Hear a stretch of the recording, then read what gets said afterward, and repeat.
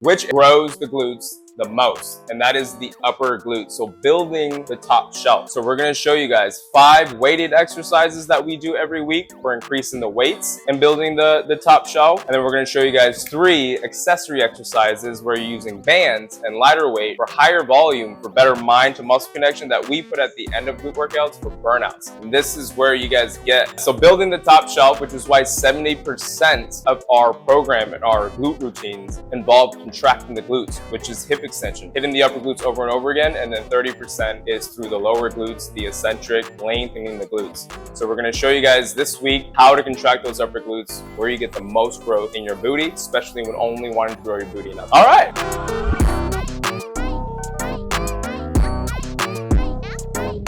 We will do these at least twice a week. Barbell hip thrusts, getting a nice squeeze at the top. So this is for that upper glute contraction. So good for the upper glutes. Trying to increase your weights as much as possible. We'll typically go 3 sets of 10 to 15, and then we'll end with a failure set. So a 4th set, we'll drop the weight back to beginning weight, and we'll go as many as possible. But notice how she's getting up and squeezing. I'm going to show you guys without the bar. So go ahead and roll the bar off. Notice how when she gets to the top, she forms the posterior pelvic tilt. You see that tuck at the top?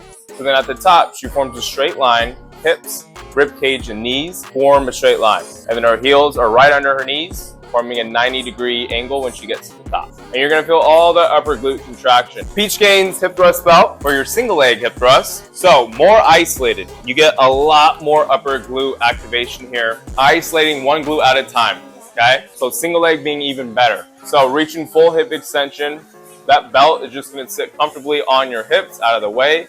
Tuck those dumbbells all the way up on the strap, and we'll typically go 3 sets of 15. It's the same concept as the 2-leg down. Now you can either use this leg to help you get that range of motion like she does here, and we're also going to show you guys the B stance form. So maybe you can't do all the weight on one leg. Maybe you need some assistance at first, right? So let's show them with your right leg and then your left leg staggered. Yeah, there you go. So you're just gonna use that other leg for balance. Then you can focus everything on this right leg here. Mind to muscle connection, contracting that one upper glute and using that leg to assist you in balance. So then all your focus isn't on the balancing. You have better mind to muscle connection. Straight leg kickbacks, my #1 exercise for that upper glute. We do these every glute workout.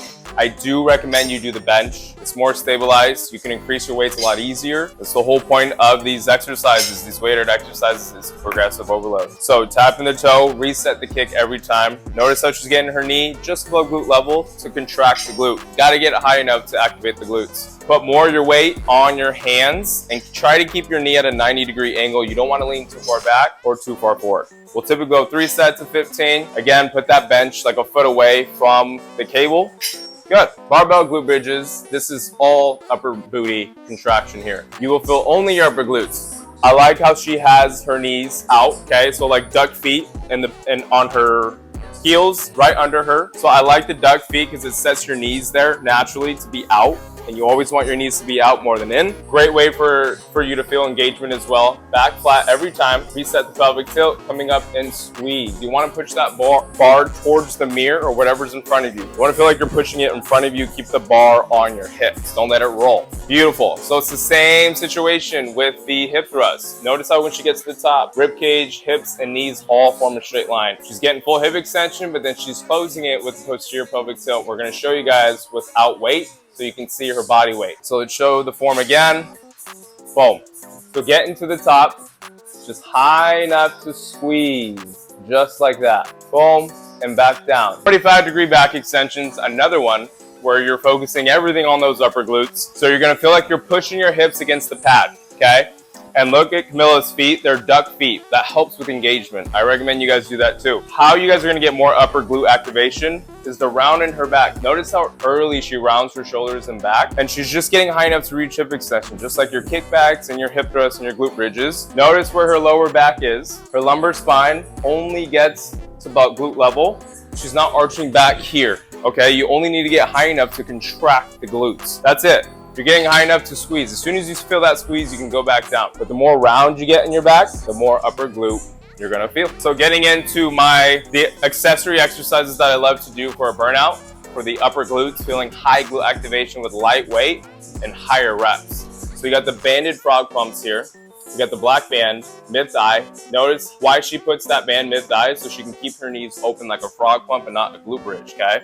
So same situation with the glute bridge. You're gonna reset your back flat, and just getting high enough to reach hip extension, posterior pelvic tilt, squeeze the glutes and the abs together. Good. So she's just getting high enough to get that hip extension and then squeezing the upper glutes. And then keeping the heels under you, just like glute bridges, to where you're under yourself and you can lift up, feel that squeeze. You got your reverse hypers. Love, love, love these for the upper glute burn and mind to muscle connection you get. So similar to your frog pumps, same situation with your band in your legs, mid-thigh on the band, keeping the knees open, heels touching. Okay, so it's like your reverse frog pumps. And you're gonna get all the way up to squeeze, just like your kickbacks, just getting those knees high enough to reach full hip extension, and you see her glutes squeezing at the top. We'll typically go 3 sets of 20. I like to go off the edge of a bench and then add a pad, just so you're not focusing too much on your stomach, causing pain in your stomach, and you can squeeze the core while you come up and squeeze the abs all the way up to that hip extension. But I love to set these at the end of a glute workout for a burnout as well.